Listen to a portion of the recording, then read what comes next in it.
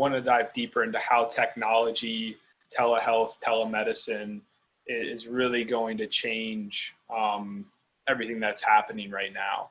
And I know, Sarah, you are obviously, stepping full force into like the mental health side of things and whatnot as well. So I want to get your guys' thoughts on that.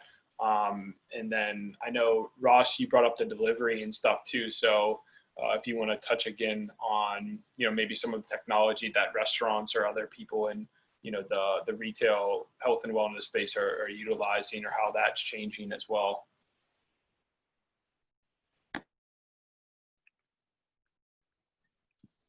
I can definitely start with that. I definitely see people becoming a lot more used to meeting with their providers and healthcare providers online. We partner with Cario and Doxy to provide our HIPAA compliant virtual counseling and secure messaging services. And we have had such a wonderful experience with them. We've actually always used them, but of course our utilization has really increased as a result of COVID. So we've really enjoyed being able to meet with our clients virtually. And even from a CEO perspective, I'm really noticing that our teams are being so much more productive now than before.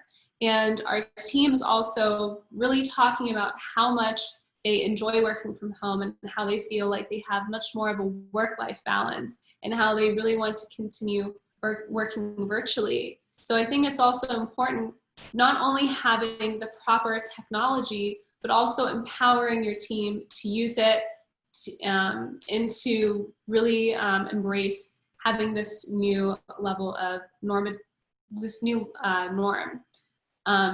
to really do your best to empower your team so they look forward to still coming to work even though it is working from home.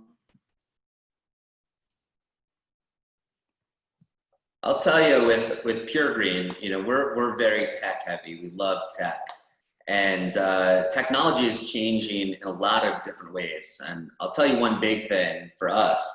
We're a company that we've been approached by many private equity VC firms. And for us, with our mission of just building healthier communities around the globe, instead of going the institutional route for funding, we used a tech platform called Republic.co. We did what's called an equity crowdfunding raise, which is where we raise money from micro investors, non-accredited investors. And so we just completed our raise and we maxed out our full campaign. What was interesting, aside from the financial component, was that we built up this incredible network of close to 5,000 micro investors. And what's really interesting about this is, one, just equity crowdfunding in terms of tech, I feel is changing the landscape of how small business owners are getting their funding. So I think that's really interesting. But two, from running a campaign and maxing it out, what we found is we built an incredible investor community. So now with close to 5,000 investors, what's really interesting is our pipeline of franchisees. We're a franchise, so we're looking to be in every major city. And what was really interesting is that a lot of the people who invested in us, just small amounts, they started signing up for filling out our franchise inquiry form, wanting to open up their own Pure Green franchise. And we were getting so many requests, we had to leverage tech just to handle that overflow of interest. So we had to create a tech stack using a program called Typeform. And so Typeform, we put that onto our inquiry forms. It's a beautiful aesthetic, a way to fill out forms. It looks great. It's really user-friendly. We link that so that after they fill out the form, it goes into our CRM. So we use a company called HubSpot, and that's like our CRM database where we keep track of all our leads. And then we set up a program where automatically every single franchise lead receives a personal email from me. It's automated using a company called Calendly. I'm sure a lot of you have heard of that. We've seen it all over the place right now with COVID. Everyone's using Calendly. And so they get to book a 15-minute introductory call with me. And so all of a sudden my schedule is being completely filled up. I had to cap it at like 5 a day. So every day I have 5 calls with potential franchisees. And that's just a way of just leveraging tech to help fully automate your business. So that's one thing. The other interesting thing with our equity crowdfunding campaign is that so many of our investors, they're like, Ross, we want to represent Pure Green. We want hats, we want t-shirts, we want mugs. And so that demand from our investor community caused us to create a new division of our company. So we made a pivot and we're like, hey, we have all this interest, the demand's there, let's jump on this. So we created a new division of our company called PG Gear, which is our apparel line. And we hired a former fashion designer from Ralph Lauren who designed 70 products for us. We have beautiful hoodies, t-shirts, mugs, beautifully branded products. And we're gonna be launching that in about a week. And so we're super excited about that.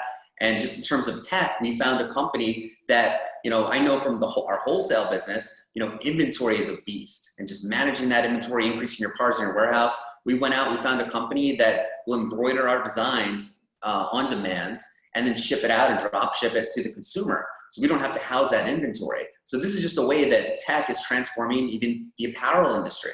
So, tech has so many massive advantages. And I think a lot more companies right now, because of COVID, are having to leverage tech. And I was talking about before, just a pivot we had to make with deliveries and getting rid of those delivery commissions. But if I know that I saw in the chat that there's a lot of business owners on here, and I saw some really cool companies on here. And so I think a lot of you as business owners should embrace technology. There's a lot of ways that using the right tech, you can completely transform your business. You can increase efficiencies, make it a lot easier for you, and even open up. Now's the time to really be creative, really get to know your customers, or as we call them, guests, and really see where the demand is and see what additional revenue centers you can add onto your business to compensate for what's going on with COVID. And even if your business is doing great during this time, you can still find ways to, how do you take your business to the next level? So technology is huge, and I encourage all of you to just embrace technology for your own business. Yeah, I think spot on with all of that. I think everything was moving to virtual technology already, and COVID 10x that overnight. So if you're not selling products or doing stuff online yet, or you weren't, you have to now to survive.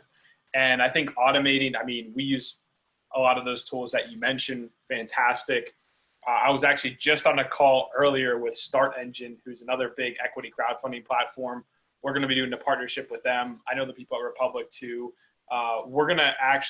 We're working on a partnership to actually offer a deal for all the Entre startups to get even better benefits doing crowdfunding campaigns with some of these platforms. But huge opportunity to raise capital and get your customers and users as your investors.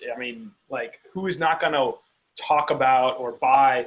If someone owned Pure Green, they're going to walk around and drink that all day long and tell everyone that they know about it. So that's a fantastic strategy. I think more and more companies are starting to do it.